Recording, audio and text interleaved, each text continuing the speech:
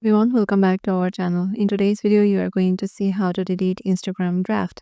So to do that, let's head over to our Instagram application. Once you are there, make sure that you have logged in into your design account and then head over to this story section.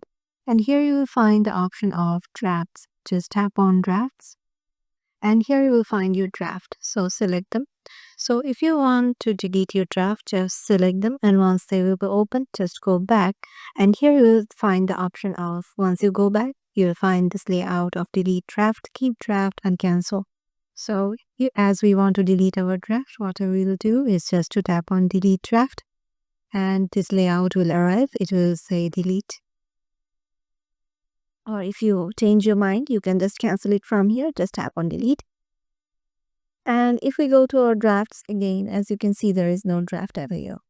So yeah, this is how you know that this is the way you can delete your Instagram drafts.